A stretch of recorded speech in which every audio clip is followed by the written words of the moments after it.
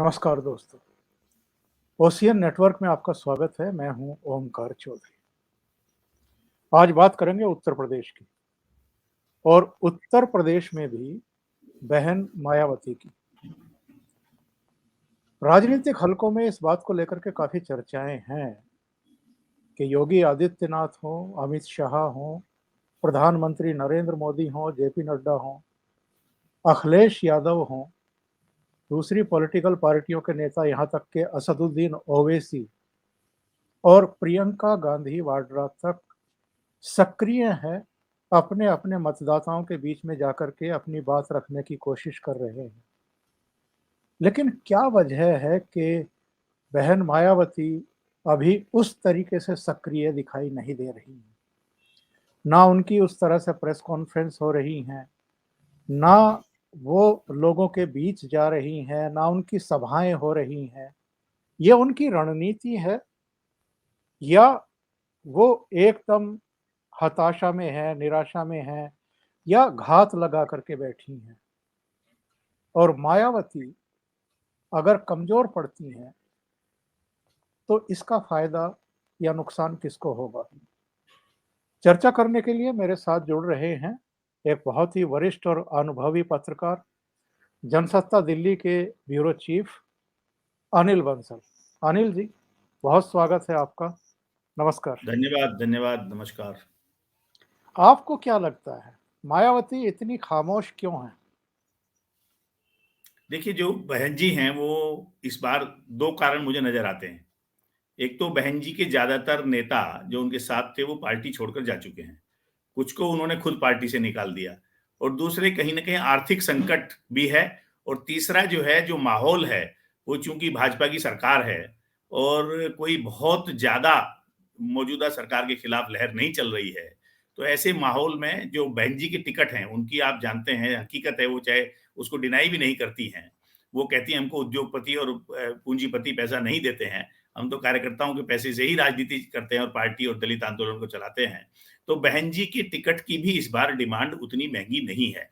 तो इस क्राइसिस में अभी उन्होंने जब अमित शाह जी ने हमला किया कि वो चुप बैठी हुई हैं, आ नहीं रही हैं, ये सब बात कही, तो बहन जी ने ट्विटर पर जवाब दिया कि हम जो है हमारे पास धन का अभाव है और हम चुनाव की तारीखों की घोषणा से पहले बड़ी रैलियाँ करके अपनी ऊर्जा और पैसे को खत्म नहीं करना चाहते। हम सही समय पर निकलेंगे और सही समय पर रैलियाँ करेंगे। और जो हमारा वोट मतदाता है वो चौकस है, सजग है, वो सब चीज़ों को समझ रहा है। तो मुझे इसका मेन कारण तो यही लगता है कि एक तो सांगठनिक रूप से बहन जी कमज़ोर हैं, दूसरे पैसे का भी संकट है और तीसरा जो है जो माहौल है, उसमें वो समझ नहीं पा रही हैं कि किसको जोड़ा जाए। बीच की स्थिति में जो माहौल रहा, जो ध्रुवीकरण का माहौल रहा या दूसरे माहौल रहे, उसमें उनकी जो भूमिका थी, वो कभी भी प्रो मुस्लिम नज़र नहीं आई। रादर अभी सतीश मिश्रा जी 4-6 महीने से जो लगे हुए हैं, वो ब्राह्मण सम्मेलन, ब्राह्मणों को जोड़ना, ब्राह्मणों को लाएँगे, ब्राह्मण दलित मिलके 2007 वाला एक्सपेरिमेंट करेंगे। तो ये सब जो प्रयोग वो कर रही हैं, तो मुझे लगता है उनकी ऊहापोह ये है कि दलित के साथ किसको जोड़ें और इस चक्कर में दलित भी बेचैन है, खामोश है, उसको राह नहीं दिख रही कि मान लो कोई बहन जी को छोड़ना चाहता है तो कहाँ जाए? लेकिन उनका एक वोट बैंक तो है और वो उनके साथ इंटैक्ट रहा है अनिल जी। चाहे वो सत्ता में आई हैं या सत्ता से बाहर रही हैं। इसमें तो कोई किसी तरह का बिखराव आपको दिखाई नहीं दे रहा है कि कोई दूसरा वोट बैंक उनके साथ नहीं जुड़ रहा है, तो क्या इसमें भी कोई बिखराव हो सकता है? टूट-फूट हो हाँ, सकती है? बिखराव जो मुझे नज़र आता है, देखिए जब पूर्वी उत्तर प्रदेश में जो दूसरी जातियों की पिछड़ी जातियाँ, अति पिछड़ी जातियाँ, उनके नेताओं को भी बहन जी ने जोड़ा था। और पिछड़ी जातियों में जैसे कुर्मी हैं, लालजी वर्मा जैसे नेता या राजभर राम अचल राजभर ऐसा हम ये मान सकते हैं कि बहन जी खुद दलितों के वोट खींचने में वो सक्षम है। पर जब आप दूसरी जातियों के नेताओं को जोड़ते हैं, दूसरे समाज को जोड़ते हैं, तो आपका वोट बैंक बढ़ता है। जैसे बीजेपी ने 300 कुछ सीट जीतने के बाद भी 312 सीट जीतने के बाद भी उन्होंने अपना दल के साथ अपने गठबंधन को बरकरार रखा है। निषाद पार्टी के साथ अपने गठबंधन को बरकरार रखा है, क्योंकि वो एक सुलझी हुई पार्टी है, वो जोखिम नहीं लेना चाहते। चुनाव के करवट की ऊंट करवट बैठता है, ये बड़े-बड़े दिग्गज भी, सूरमा भी अंदाज नहीं लगा पाते।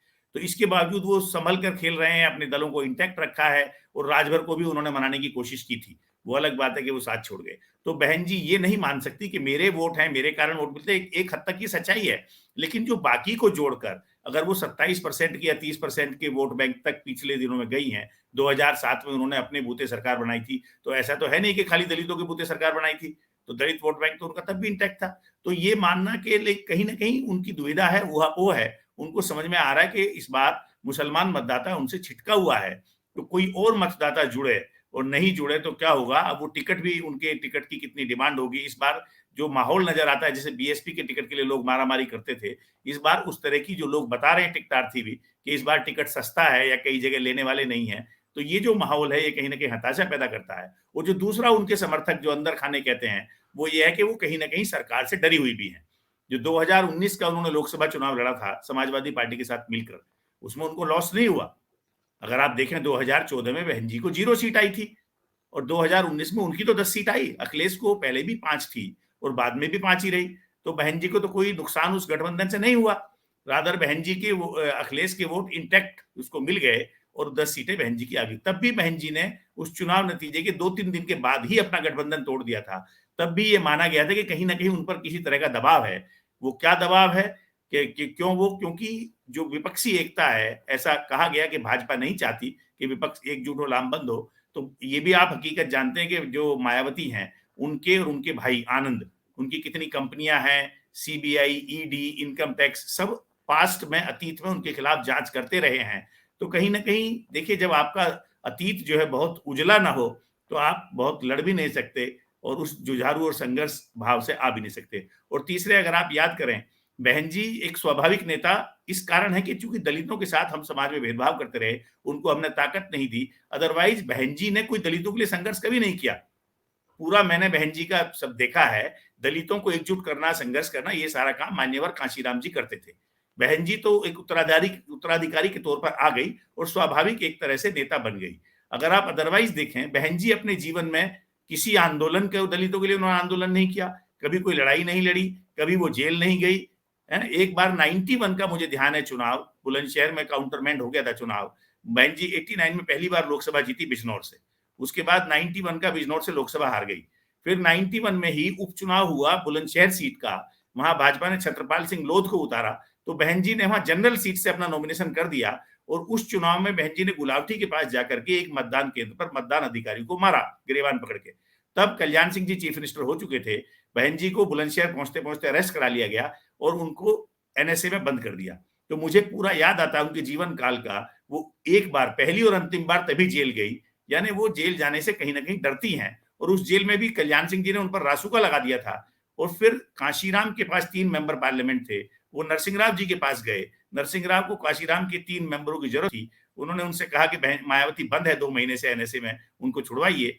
प्राइम मिनिस्टर ने अपील की, क्योंकि लॉ एंड ऑर्डर स्टेट का सब्जेक्ट है, केंद्र सरकार जी। को हस्तक्षेप नहीं कर सकती थी। उन्होंने अपील की काशीराम जी ने के कहने पर कि मैं कल्याण सिंह जी से अपील करता हूं कि दलित की बेटी है, उसका इतना बड़ा गुनाह नहीं है, उसने सिर्फ एक मतदान अधिकारी के साथ मारपीट की थी, उस पर रासुका हटा ले। तो कल्याण सिंह ने भी बड़प्पन दिखाया। कल्याण सिंह जी ने कहा कि मैं जो है प्रधानमंत्री की अपील को स्वीकार करते हुए, उनके उसको आदेश मानते हुए मैं रासुका हटा लिया है। और उसके बाद मायावती बाहर आ पाई। तो ये जो स्थिति थी, बहन जी उसके बाद कभी जेल नहीं गई। अभी देखिए कोरोना में इतना सब कुछ हुआ, वो कभी बाहर नहीं निकली। और जो उनका ओवरऑल सब टेम्परामेंट है, या इस साल, 1.5 साल, 2 साल की उनकी कार्यशैली है, कहीं न कहीं कुछ संकेत देता है। उन्होंने एक बार भी, जो केंद्र की भाजपा सरकार है या उत्तर प्रदेश की सरकार है, उसके ऊपर कोई अटैक कभी मायावती नहीं करती। वो रादर अभी भी, आज भी कांग्रेस पर सबसे ज्यादा अटैक करती हैं और दूसरे नंबर पर समाजवादी पार्टी पर अटैक करती हैं। तो इसको लेकर भी जो उनका दलित मतदाता है, वो थोड़ा कंफ्यूज है कि बहन जी की दिशा, जबकि अगर वो उत्तर प्रदेश की सत्ता में आना चाहती हैं, तो देखिए उनको लड़ना तो फिर योगी आदित्यनाथ की सरकार से पड़ेगा। समाजवादी पार्टी या कांग्रेस से लड़कर तो वो उत्तर प्रदेश की सत्ता में नहीं आ सकती। मैं ये समझना चाह रहा हूँ, क्योंकि हमारा ये अनुभव है कि अगर कोई पॉलिटिकल पार्टी 2 चुनाव हार जाए निरंतरता में, तो उसके कार्यकर्ता भी भाग जाते हैं, उसके संगी साथी भी दूसरी पार्टियों में जगह तलाश करने लगते हैं। बहन जी 2012 में सत्ता से बाहर हुई थी। 2012 में इनको 80 सीटें मिली थी, समाजवादी पार्टी को 224 सीटें मिली थी। बीएसपी का जो वोट परसेंट था, वो 26% था हारने के बावजूद 2012 के इलेक्शन में। लेकिन जब हम 2017 में देखते हैं, तो बीएसपी का वोट परसेंट घट करके 22.23% रह गया। यानी 5 साल के अंदर उनके वोट प्रतिशत में और कमी आई और जो 80 सीटें मिली थी 2012 में चुनाव हारने के बावजूद, वो घट करके 2017 में 19 रह गई। तो ये जो डिक्लाइन है बहुजन समाज पार्टी का, ये मायावती की वजह से है, उनके व्यवहार की वजह से है, उनके आलसीपन की वजह से है कि वो बिल्कुल सक्रिय नहीं रहती हैं। हमने देखा है कि जब चुनाव आते हैं तब वो ज़रूर सभाएँ करती हैं, लेकिन बीच में बिल्कुल नहीं जाती है, यहाँ तक कि अपने कार्यकर्ताओं से भी नहीं मिलती हैं। तो ये जो डिक्लाइन हो रहा है, ये जो जनाधार घट रहा है, ये जो वोट परसेंटेज में कमी आ रही है, इसकी बड़ी वजह क्या मानते हैं? देखिए, बड़ी वजह तो ख़ास है कि कोई भी आदमी, कोई भी दल, कोई भी नेता, उत्तर प्रदेश की जो सामाजिक संरचना है, वो इस तरह की है कि किसी एक जाति या एक वर्ग के साथ जोड़ने से वो पॉलिटिक्स नहीं कर सकता। आखिर बहन जी अगर सिर्फ ये समझें कि हम दलितों के वोट पर चीफ मिनिस्टर बन जाएंगे, आपने अब खुद ही उसी मूल्यांकन किया, समीक्षा की कि सीट आई 80 या सीट आई 19 और वोट फिर भी 22, 23, 26, 27% उनको मिलती रही।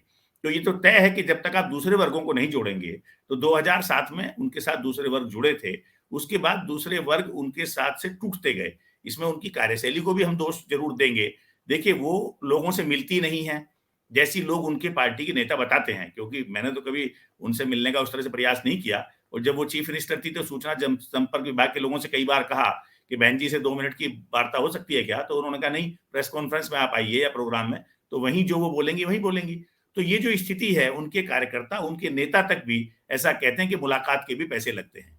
तो ये जो स्थिति है, और ज्यादातर आप देखिए बहन जी ने कोई स्वाभाविक वोट बैंक, उन्होंने सिर्फ अपनी दलित वोट बैंक की सौदेबाजी की। दूसरी जातियों के नेता आए, उनसे टिकट लेते गए। बहन जी ने उनका मूल्यांकन किया कि ये जाट है, ये ब्राह्मण है, ये बनिया है, ये अपनी बिरादरी की 5-10 हजार वोट ला सकता है, तो 20% वोट मैं आपको दूंगी, तो आप जीत जाओगे। तो ये जो एक्सपेरिमेंट उन्होंने किया, एक तो कहीं ना कहीं जो दलितों में जो जाटव वर्ग है, जिस वर्ग को वो खुद ताल्लुक रखती हैं, उसके अलावा बाकी जातियों में बेचैनी है। जैसे वाल्मीकि समाज, वो मोटे तौर पर पहले भी कांग्रेस के साथ था, उसके बाद वो बीजेपी के साथ शिफ्ट होता गया, वो बहन जी के साथ ज्यादा तादाद में नहीं आया। इसी तरह से कोरी हैं, पासी हैं, धोबी हैं, ये जो जातियां हैं, ये बहन जी के साथ भी रही हैं। और इधर जैसे मेरी ब्रजलाल जी जो यूपी के डीजीपी रहे हैं, आपके अच्छे करीबी भी रहे हैं, जी, जी। वो अभी जी, जी। राज्यसभा के मेंबर हैं। कल ही मेरी उनसे बातचीत हुई, तो उन्होंने कहा कि दलितों में बड़ी बेचैनी है, और मोदी सरकार ने दलितों के लिए जितने काम किए हैं, बहन जी ने उसका पासंग भी काम नहीं किया। लेकिन ब्रजलाल जी भी इस बात से दुखी थे कि भाजपा सरकार ने जो दलितों के लिए काम किए हैं, उनका उस तरह से प्रचार प्रसार भाजपा ने नहीं किया। बल्कि वो कहते हैं, उन्होंने कोई किताब भी लिखी है, जैसे उन्होंने कहा, वो खुद ये मानते हैं ब्रजलाल जी कि दलितों का सबसे ज्यादा नुकसान बहन जी ने किया। कि जब 2007 में वो पावर में आई, तो उन्होंने एससी एसटी एक्ट में उस पर ब्रेक लगा दिया और एक सरकारी ऑर्डर निकाला कि किसी दलित महिला के खिलाफ बलात्कार की तरफ से बलात्कार की शिकायत आएगी, तो जब तक उसकी डॉक्टरी नहीं होगी, तब तक बलात्कार की रिपोर्ट नहीं लिखी जाएगी। तो ब्रजलाल जी खुद कहते हैं कि ये लॉ के खिलाफ है। लॉ ये कहता है कि एफआईआर आदमी लिखवाने आया उसकी तुरंत लिखी जाए, झूठी है तो उसको क्लोज कर दिया जाए, सच्ची है तो डॉक्टरी के बाद चार्जशीट लगाई जाए। तो वो कहते हैं बहन जी ने नुकसान किया, और वो कहते हैं अभी मोदी जी ने उनको आने के बाद पावर में उसमें बदलाव किया, और ये कहा कि अब दलित की तुरंत एफआईआर लिखी जाएगी और डॉक्टरी जांच बाद में होती रहेगी।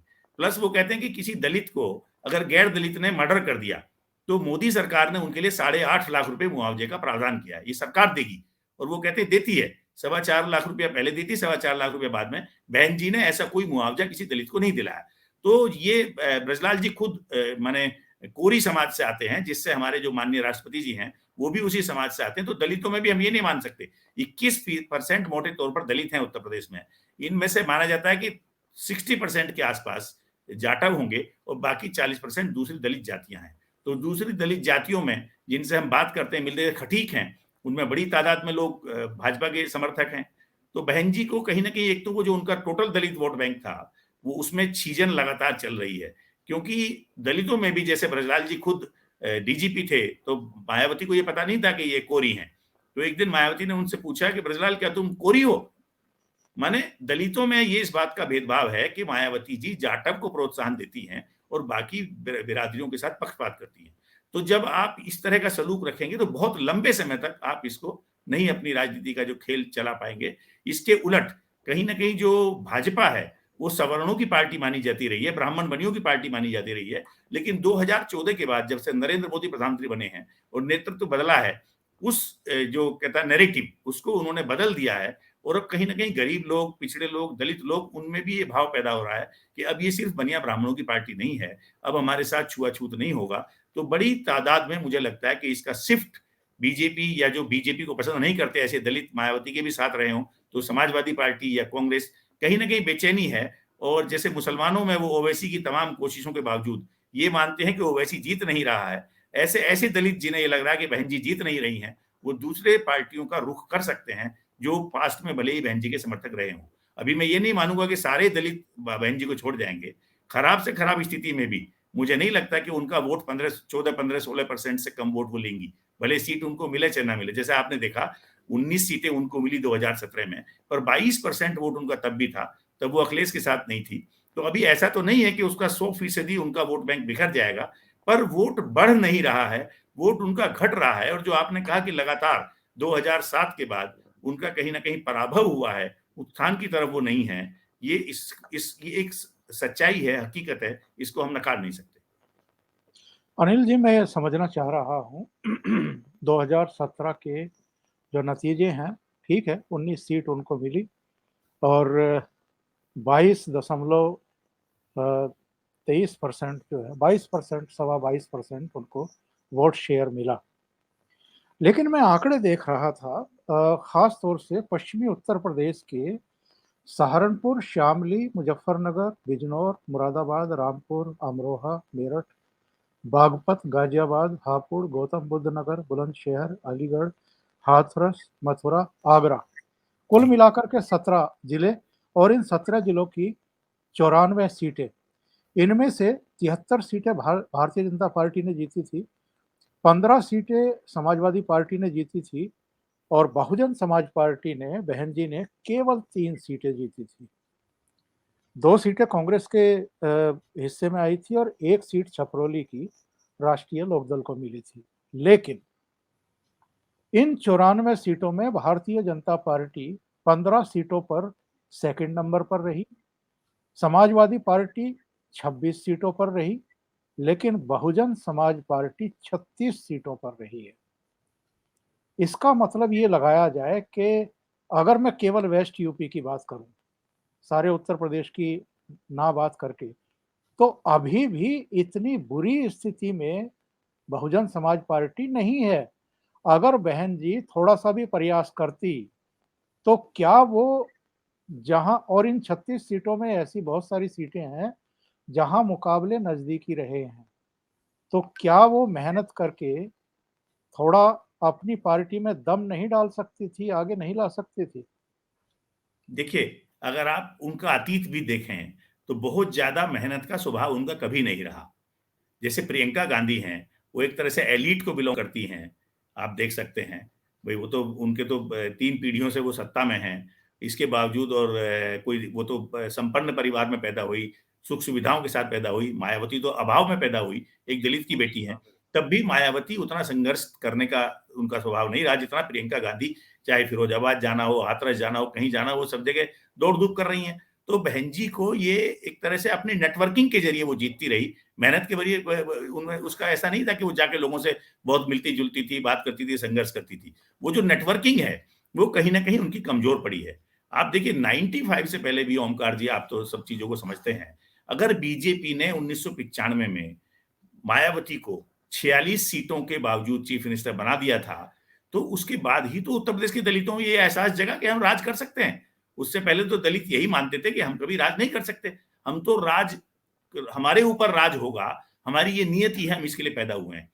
तो कहीं न कहीं मायावती को पहली बार मुख्यमंत्री बना करके भाजपा ने दलितों को ये संदेश दिया और दलितों में ये आत्मविश्वास पैदा हुआ कि हम राज कर सकते हैं। सिर्फ हम शासित होने के लिए नहीं, हम शासक भी हो सकते हैं। तो उसके बाद जो उनके टोटल राजनीति है, बहन जी की या रणनीति है, वो तो जातियों को जोड़ना, नेताओं को जोड़ना, वर्गों को जोड़ना, गठबंधन करना, हर सीट का जातीय समीकरण लगाना, उसके हिसाब से उम्मीदवार उतारना, उसमें वो सफल होती गई।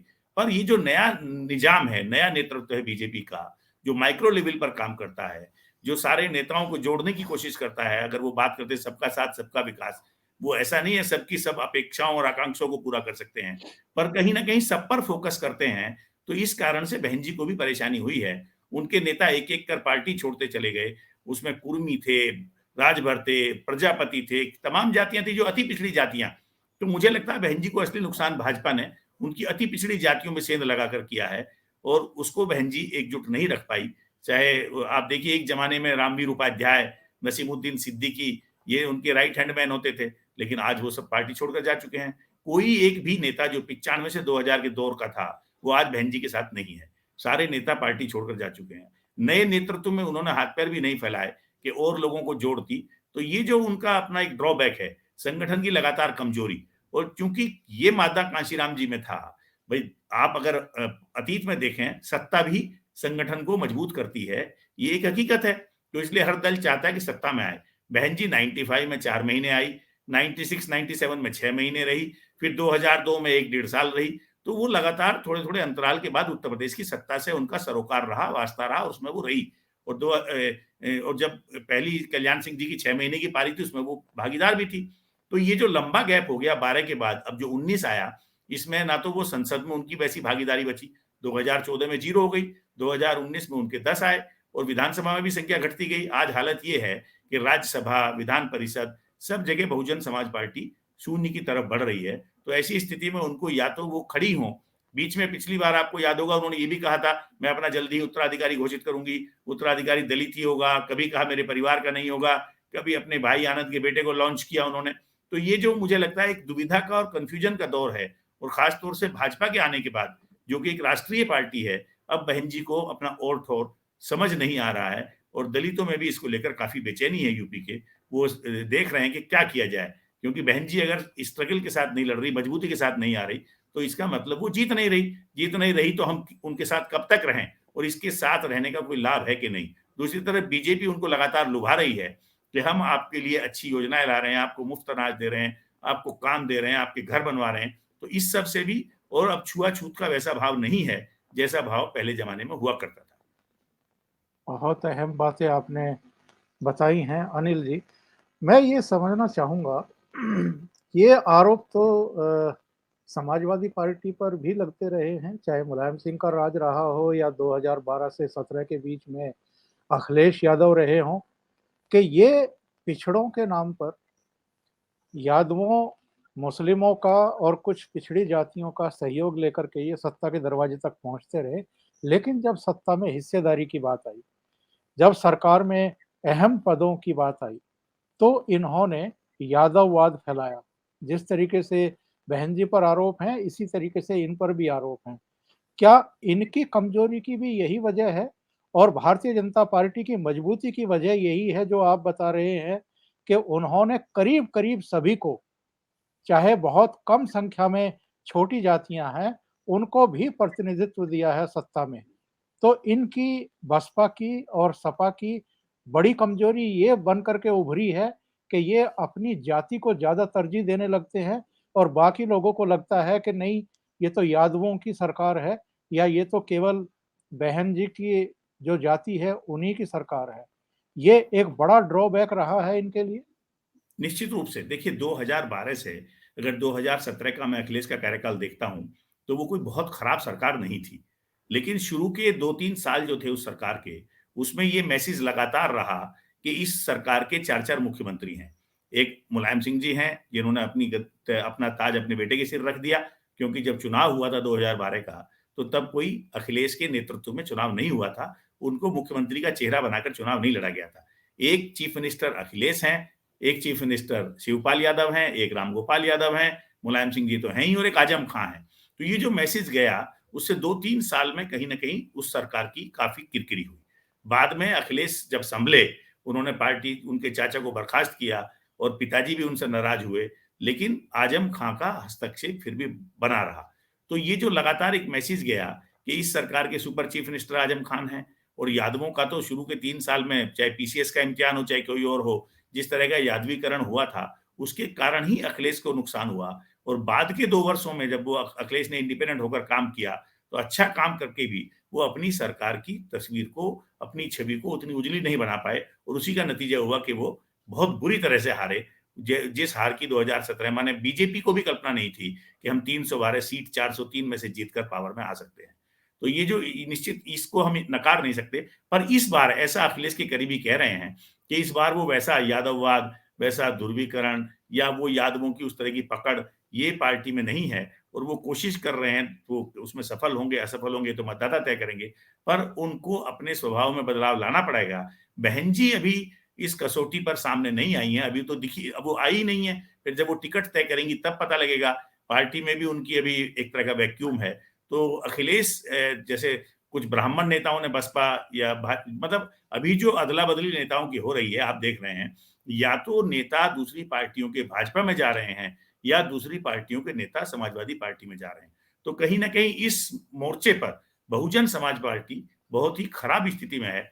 उसमें नए नेतृत्व पुराने लोग जा रहे हैं और नए लोग उसमें आ भी नहीं रहे हैं। ये उसकी सबसे बड़ी दुविधा है और सबसे बड़ा संकट काल है। और ये जो इनका वोट शेयर घट रहा है, क्योंकि मैंने अभी आपको बताया था कि 2012 में इनको 26% वोट मिले थे। 2017 में वो घट करके इनके 22 सवा 22% रह गए। अब 2022 का इलेक्शन है, इसमें अगर और घट गए, तो ये जो घटेंगे, ये कहाँ जाएँगे?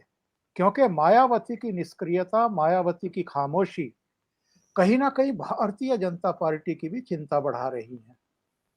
क्या जो मायावती का बेस वोट रहा है, क्योंकि अगर हम गाँव का वातावरण देखें, तो यादवों का सबसे ज़्यादा झगड़ा दलितों के साथ, इनकी जातियों के साथ ही रहा है, टकराव भी इन्हीं के साथ रहा है।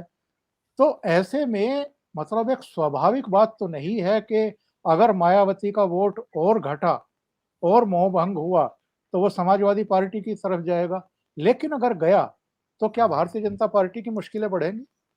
नहीं, देखिए मायावती का ये नहीं मान सकते हम कि जो वोट घटेगा, घटेगा तो निश्चित, क्योंकि जो तमाम लक्षण और परिस्थितियाँ और हालात नज़र आ रहे हैं, उसमें ये तो लग ही नहीं रहा है कि मायावती अपने 22-23% वोट बैंक से शेयर से आगे बढ़ेंगी। वो घटेगा, जैसे अभी मुझे पक्का भरोसा है कि जो उनके जाटव वोटर हैं, लेकिन उनके साथ रहने वाले हैं, वो खराब से खराब परिस्थितियों में आसानी से उनका साथ नहीं छोड़ेंगे। तो मैं घटते-घटते भी मुझे ये लगता नहीं कि 14-15% से नीचे बहन जी खराब से खराब स्थिति में भी जाएँगी। पर ये जो 6-7% का उनके उसमें कमी आएगी, इसमें मैं ये नहीं मान सकता कि ये सारे दलित हैं। देखिए 2017 के चुनाव में अगर उन्होंने स 60, 70, 80, 50 मुसलमान खड़े किए थे, तो वो मुसलमानों की वोट भी लेकर आए थे या उन्होंने अति पिछड़ी जातियों को खड़े किए थे, उनका वोट शेयर भी था।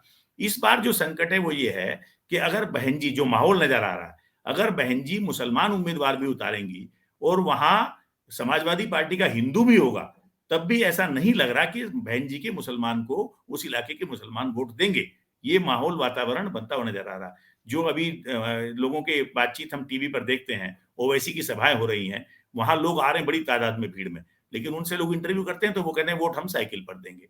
तो ये जो स्थिति है, बहन जी का जो अति पिछड़ा वोट बैंक है, मुझे लगता है वो कहीं न कहीं बीजेपी की तरफ शिफ्ट करेगा और जो उनके साथ मुसलमान वगैरह जुड़े थे, वो कहीं न कहीं क्योंकि उम्मीदवार मुसलमान है या तब तक 2017 तक ये तस्वीर साफ नहीं थी।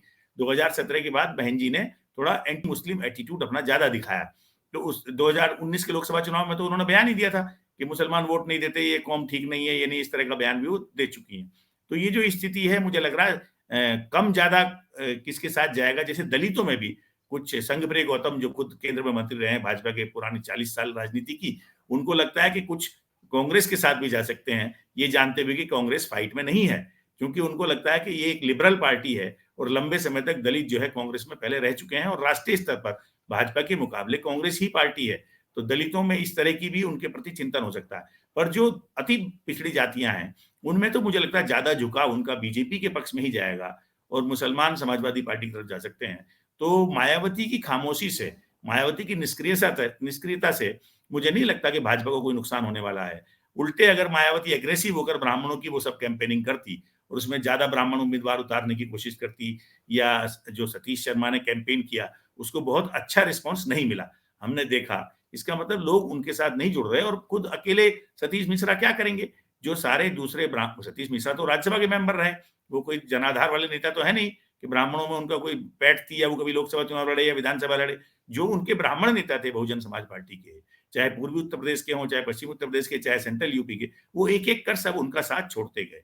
तो ऐसी स्थिति में बहन जी के वोट घटने पर मुझे नहीं लगता कि बीजेपी को कोई उससे नुकसान होगा। मुझे लगता है बीजेपी को तो उससे लाभ ही होगा, कोई नुकसान बहन जी की कमजोरी से भाजपा को मुझे नज़र नहीं आ रहा।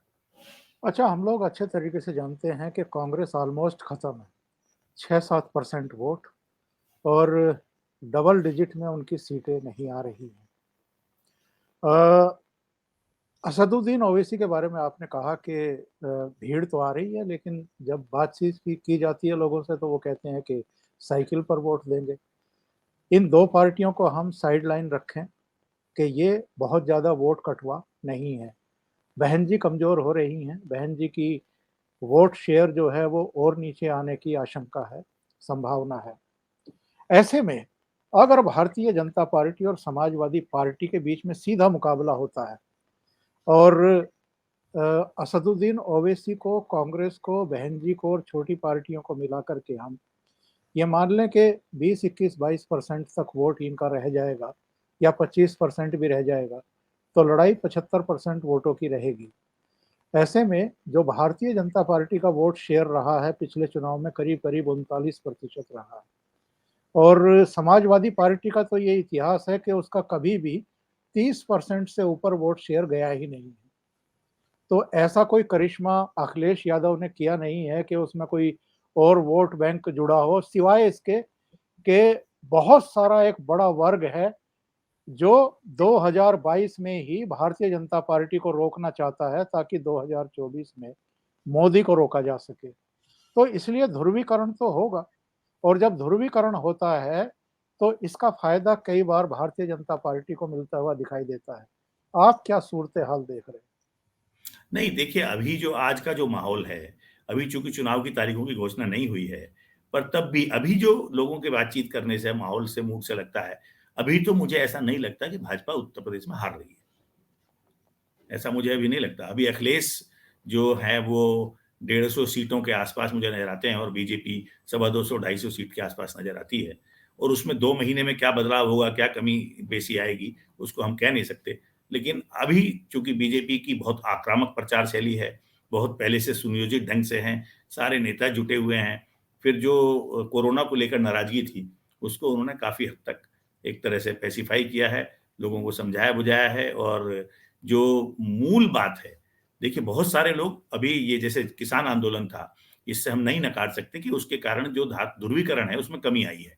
पहले जाट और मुसलमान का जो 2012-13 के बाद बिखराव हुआ था, वो उस तरह का बिखराव अब नहीं है, उस तरह की अब कटुता भी नहीं है। पर साथ ही साथ जो बीजेपी ने एक नया मुद्दा उठाया है, वो लोगों को अपील करता है। वो मुद्दा है कि साहब कानून व्यवस्था की स्थिति 2012-17 और 2017-21 इसमें 22 में, इनमें दोनों में बदलाव है। इसको आम आदमी भी स्वीकार करता है, जो लिबरल है, जो ध्रुवीकरण के चक्कर में नहीं है, वो भी स्वीकार करता है। तो कहीं न कहीं इसका लाभ यद्यपि ऐसा नहीं है कि कोई बहुत अपराध तो किसी भी सरकार में खत्म नहीं होता है, पर एक मैसेज ये है कि भई जो गुंडे हैं, वो पकड़े जाएँगे, जेल जाएँगे। कहीं न कहीं योगी को वो डेवलपमेंट का हम अलग छोड़ दें, विवाद का विषय हो सकता है। कम काम हुआ, दूसरे के शिलान्यास थे, इनके थे, किसके लोकार्पण है। लेकिन ये एक छवि जनमानस के दिमाग में बैठाने में बीजेपी और सरकार कामयाब रही है कि हमने लॉ एंड ऑर्डर की स्थिति को बेहतर किया है, जो पहले उतनी बेहतर नहीं थी। एक अनिल जी, ये जो 2019 का लोकसभा चुनाव था, हालाँकि लोकसभा चुनाव के मुद्दे अलग होते हैं, चेहरा अलग होता है, वो देश के लिए चुनाव होते हैं, ये विधानसभा राज्य के लिए चुनाव हो रहे हैं। लेकिन फिर भी 2019 में तो मायावती, समाजवादी पार्टी और राष्ट्रीय लोकदल सब साथ थे, सब साथ मिलकर के लड़ रहे थे। फिर भी पश्चिमी उत्तर प्रदेश में करीब-करीब इनका सुपड़ा साफ हो गया। पूरे प्रदेश की बात करें तो बहन जी को ज़रूर 10 सीटें मिली, लेकिन समाजवादी पार्टी केवल 5 सीटों पर सिमट करके रह गई और जिस भारतीय जनता पार्टी को लेकर के तमाम तरह की आशंकाएँ व्यक्त की जा रही थी, वो फिर भी अपने सहयोगियों के साथ 64 सीटें जीत गई उत्तर प्रदेश में। तो वेस्ट यूपी में ऐसा क्या बदलाव देख रहे हैं, ऐसे कौन से मुद्दे देख रहे हैं कि थोड़ा बहुत शिफ्ट हो सकता है, इस तरह की चर्चाएँ हैं? जैसे किसान आंदोलन एक आपने गिनाया, क्या बेरोज़गारी, क्या महँगाई या कोई और कारण है, या अजीत सिंह नहीं रहे उसकी वजह से जाटों में एक सहानुभूति जयंत चौधरी की तरफ है, और समाजवादी पार्टी की वजह से, अखिलेश यादव की वजह से मुसलमान वोट भी उनको मिल सकते हैं। तो वेस्ट यूपी का सिनेरियो आप क्या देख रहे हैं? देखिए, जो आपने बात कही जयंत चौधरी को सहानुभूति, वो भी एक पहलू है, इसको हम नकार नहीं सकते। हर जाति का अपना एक गणित है, अपनी केमिस्ट्री है। देखिए, भाजपा ने कितने भी जाट मंत्री बनाए हों, कितने भी जाट सांसद विधायक बनाए हों, पर जो एक जातीय आधार पर बने हुए दल हैं, कहीं न कहीं हर जाति का उसके प्रति एक मोह रहता है कि वो हमारा लीडर है, हमारी उसी पर बेस पार्टी है। तो वो जो अजीत सिंह की बात आपने की, अजीत सिंह के न रहने से, मुझे लगता है अजीत सिंह रहते तो शायद जयंत और अजीत सिंह के प्रति वैसा भाव ना होता। इसका लाभ निश्चित रूप से जयंत को मिल रहा है। और दूसरी बात जो है, जो चाहे सरकार कितने भी दावे करे, देखिए मैं हमेशा किसान के मुद्दे पर बात करता हूँ। किसान की हालत में बहुत बेहतरी नहीं आई है। रीजन चाहे जो हो, आप चाहे 6,000 रुपए खाते में भेज दें, कुछ भी कर दें। 5 साल में, ये आप जानते हैं गन्ने की बेल्ट है, 5 साल में आपने गन्ने के दाम नहीं बढ़ाए। अब जब चुनाव का वर्ष आया तब आपने 20-25 रुपए क्विंटल की बढ़ोतरी की, और खेती की लागत बढ़ी है, इसको कोई नहीं नकार कर सकता। बिजली के दाम भी महँगे हुए हैं, खाद की कीमतें भी बढ़ी हैं। उस अनुपात में हम जो किसान की पैदावार है उसका उसको दाम डेढ़ गुना या 2 गुना नहीं दिला पाए, उसकी आमदनी नहीं कर पाए। तो जो बहुजन समाज पार्टी है, अगर आप देखो, मायावती ने 5 साल तक वो पावर में थी, जबकि वो कोई किसान उनके मतदाता नहीं थे, जाट उनके उस तरह से मतदाता नहीं थे। तब भी गन्ना किसानों के प्रति उनका एक भाव ये था कि उनका कल्याण करना है, उनका लाभ पहुँचाना है, तो हर साल उन्होंने गन्ने के दाम में कुछ न कुछ वृद्धि कराई, और चीनी मिलों से ऐसी-तैसी करके उनकी मालिकों की, जबकि उन पर आरोप था कि वो मिल मालिकों से पैसा भी लेती हैं, ये भी आरोप था। तब भी उन्होंने किसानों का भुगतान भी मैक्सिमम कराने का प्रयास किया। तो ये जो भाजपा सरकार के ऊपर, सबसे ज़्यादा योगी सरकार के ऊपर एक किसानों का प्रश्न चिन्ह है, वो ये है कि इन्होंने 4-5 साल तक गन्ना किसानों के प्रति उस तरह की सहृदयता या उनकी चिंताओं में एक तरह की कमी दिखाई दी। इसका कुछ न कुछ नुकसान किसान जो है, ओवरऑल अगर आप किसान के नज़रिए से देखें, तो ओवरऑल उत्तर प्रदेश में किसान के प्रति उस तरह का कर्ज भी माफ़ हुए, तो वो सब लोगों के नहीं हुए। कुछ लोग रह गए, कुछ के हो गए, या अब 6-6 हज़ार रुपए भी आ रहे हैं, तो ऐसा नहीं है वो सबके आते हैं। जो बहुत गरीब मार्जिन वाला, कोई किसी के पास कुछ और आमदनी है तो उसके खाते में नहीं आता। तो उसको ये लगता है कि भई मैं मान लो कहीं क्लर्क हूँ, चपरासी हूँ, तो मैं मुझे क्यों वंचित कर रहे, ज़मीन तो मेरे पास 5 ही बीघे है। तो ये जो थोड़ा बहुत अनरेस्ट होता है, ये सब कई बार आप अच्छे काम करते हैं और उसका सबको लाभ नहीं मिलता। तो जिनको मिला वो तो उतने खुश हुए नहीं, जिनको नहीं मिला वो और नाराज़ हो जाते हैं। तो ये भी एक नेगेटिव एस्पेक्ट होता है। तो मुझे जो आप बात कर रहे हैं पश्चिम उत्तर प्रदेश में क्यों है? क्योंकि अगर प्रधानमंत्री जी ने तीनों कानून अच्छे थे और उनको वापस लिया है, तो मुझे नहीं लगता कि वो कोई अपना उनका ग्राउंड वर्क नहीं है, या वो कोई उनके पास खुफिया सूत्र नहीं है, या वो सुलझे हुए नहीं हैं। वो खुद प्रचारक रहे हैं, वो खुद धरती पर काम करते रहे हैं, चीफ मिनिस्टर बाद में बने। तो कोई न कोई कहीं न कहीं उनके पास फीडबैक है, मूल्यांकन है। उनको लगा कि किसानों में नाराज़गी है, और उसको बड़ी तादाद में लोग किसान हैं, उसको जाति और संप्रदाय के नज़रिए से उठकर हम देखें, तो उनके मन में ये बात रही, और इसलिए उन्होंने उनको वापस लिया कि हम कोई अड़ियल या हेठी का रवैया नहीं दिखाते। और ऐसे भी 2 साल के लिए तो सरकार ने खुद ही उनको मुलतवी कर दिया था, और सुप्रीम कोर्ट ने भी रोक लगा दी थी। तो जो एक टकराव का एटीट्यूड है, मुझे लगता है प्रधानमंत्री ने उसको खत्म किया है कि ठीक है, भविष्य में हो सकता है हम कन्विंस कर पाएँ और बेहतर ला पाएँ। तो अनुमान तो सरकार को भी है, बीजेपी को भी है, कि इसीलिए अब प्रधानमंत्री जी की मेरठ में सलावा गाँव में सभा जो रखी गई, ऐसे छोटे से गाँव में कहाँ प्राइम मिनिस्टर आते हैं। तो खेल विश्वविद्यालय के नाम पर वो कहीं न कहीं मैसेज देना चाहते थे कि हम किसानों के लिए कम कर पाए या पूरा नहीं कर पाए तो आगे करेंगे, और हमारे संज्ञान में सब है, हम पूरी कोशिश करेंगे। दूसरे ये राकेश टिकैत का कोई इम्पैक्ट, किसान आंदोलन का कोई इम्पैक्ट किसी भी तरह का? देखिए, कुछ लोग होते हैं जो उत्प्रेरक का काम करते हैं, तो उनकी अपनी कोई भूमिका नहीं होती है। मान लो अन्ना हजारे थे दिल्ली में, या अरविंद केजरीवाल थे, किरण बेदी थी, उस समय रामदेव थे। ये लोग पॉलिटिकल पार्टी बनाते तो रामदेव का पता नहीं क्या हाल होता, या किरण बेदी खुद विधानसभा चुनाव हार गई थी। तो लेकिन एक माहौल बनता है। तो राकेश टिकैत का तो अतीत आप जानते हैं। चौधरी महेंद्र सिंह टिकैत तो हमेशा उन्होंने कोई पार्टी ज्वाइन नहीं की और वो अराजनीतिक ही रहे। भाई राकेश टिकैत ने विधानसभा का चुनाव भी लड़ा था कांग्रेस के समर्थन से। प्लस पिछली 2000 लोकसभा के चुनाव में वो अमरोहा से रालोद के टिकट पर लोकसभा का चुनाव भी लड़ चुके हैं। तो जो उसमें उनकी बुरी गत हुई, तो उस तरह से वो किसानों के मुद्दों पर वो किसान नेता हैं, लेकिन वोट को वो खुद अपील करके, मुझे नहीं लगता कि वो अपील भी करेंगे, और वो बहुत सतर्क हैं, चौकस हैं, जागरूक हैं। वो किसी के पक्ष में या विरोध में अपील नहीं कर रहे हैं। वो कहते हैं लोग मत अपनी मर्जी से देंगे। तो स्मार्ट हैं, होशियार हैं और समझदार हैं। कि अपनी अपील करने पर मान लो वो बेअसर हो जाए, तो और आदमी की किरकिरी होती है। तो मुझे ये नहीं लगता कि वो कोई भाजपा के खिलाफ कोई अभियान चलाएँगे या अपील करेंगे या कहीं मैदान में उतरेंगे। या खुद भी वो चुनाव लड़ सकते हैं। ऐसी बीच में खबरें आई थी कि रालोद उनकी पत्नी को चुनाव लड़ा सकता है या उनका बेटा भतीजा कोई चुनाव लड़ सकता है। पर ये अब देखने की बात है कि कितना क्या होगा। बहरहाल वो खुद लड़कर बुरी तरह से एक बार विधानसभा चुनाव भी हार चुके हैं और लोकसभा चुनाव भी हार चुके हैं। और मेघालय के गवर्नर आपके पड़ोसी सत्यपाल मलिक जो बयानबाजी कर रहे हैं लगातार, एक तो मैं समझना चाह रहा हूं कि ये बयानबाजी कर क्यों रहे हैं प्रधानमंत्री के खिलाफ। नंबर 2, क्या इनका कोई भी इम्पैक्ट मतदाताओं पर है, जाटों पर है, जिस कम्युनिटी से वो आते हैं? नहीं, एक तो उन्होंने प्रधानमंत्री के खिलाफ कोई शब्द नहीं बोला है और जो आया था उनका वीडियो, उन्होंने बाद में अगले दिन उसका खंडन भी किया। अभी परसों पहले रोज जो मैं देख रहा था एनडीटीवी को इंटरव्यू में, कि नहीं, उनके तो अमित शाह जी के और उनके अच्छे संबंध है, उन्होंने ऐसा नहीं कहा, वैसा नहीं कहा। तो वो खुद मैंने, और रही बात ये जो आपने कहा कि वो क्यों ऐसा बोल रहे हैं, मुझे जो नज़र आता है, देखिए पहले वो राज्यपाल बने थे बिहार के, वहाँ से वो जम्मू कश्मीर गए, तब तक उन्होंने 370 उन्हीं के कार्य उसमें हटी और सारा कुछ हुआ और उन्होंने जो वहाँ के कश्मीर के नेता थे, क्षेत्रीय दलों के, उन सबकी जो ऐसी-तैसी उन्होंने की। मुझे लगता है भाजपा के किसी और नेता ने भी नहीं की होगी, जैसी राज्यपाल रहते उन्होंने की। पर गोवा तक भी वो मेरे ख्याल से संतुलित और सामान्य थे। जब उनका गोवा से ट्रांसफर मेघालय हुआ, तो कहीं न कहीं उनको ये लगा कि मुझे प्रताड़ित किया गया है या मुझे जो है अब साइडलाइन किया जा रहा है। और चूँकि जो प्रेज़ेंट सरकार है केंद्र की, उसकी अभी तक की जो नीति मुझे नज़र आ रही है, वो जिसको राज्यपाल बनाते हैं, उसको दूसरा कार्यकाल फिर वो नहीं देते। क्योंकि वो सोचते हैं कि बहुत सारे लोग हैं क्यू में, तो सभी को मौका मिलना चाहिए, एक ही आदमी को लगातार पद पर बनाए रखना। तो वो अपनी उनकी सरकार की नीति है, सबको साथ लेना है, सबको जोड़ना है, दूसरे लोगों को मौका देना है। तो कहीं न कहीं मलिक साहब के मन में ये भाव तो आ ही गया था कि अब यहाँ मेरी उपादेयता, सार्थकता और उपयोगिता समाप्त हो रही है। तो मुझे लगता है इसलिए वो अपनी, भई मान लो उनके दिमाग में कोई योजना हो, कि तो अगला विधानसभा तो खैर वो नहीं लड़ने वाले हैं। अगले लोकसभा चुनाव के लिए कोई सोचते हों कि अपोज़िशन में मेरी सम्मान बने, जगह बने, वहाँ चले जाएँ। पर ये तो तय है ही कि अब भाजपा में उनका कोई मतलब, राज्यपाल हैं जब तक तो राजनीतिक ही हैं, राजनीति से दूर रहेंगे।